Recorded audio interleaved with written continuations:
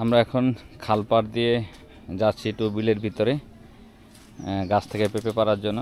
যাই হোক, তাহলে এখন কি যেহেতু পানি যেহেতু পাড়াইতে হবে, তাই এখন পানিতে নেমে গেলাম।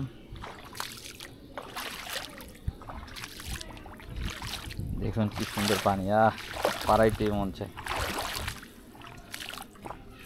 খুব সুন্দর পানি। আবার দেখেন পানির ভিতরে মাছও আছে, আপনাদের মাছ দেখাই, ছোট মাছ।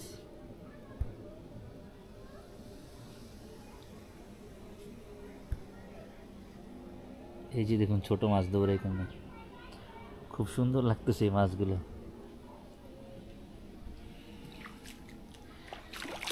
তো সাথেই থাকুন, আপনাদের গ্রাম অঞ্চলে আরও সুন্দর সুন্দর জিনিস দেখাচ্ছি। আমার চাষ তো আগে চলে গেছে পেঁপে পাড়ার জন্য, তাই আমিও খালি পায়ে নেমে পড়লাম বিলে। দেখি চাষ তো কই আছে।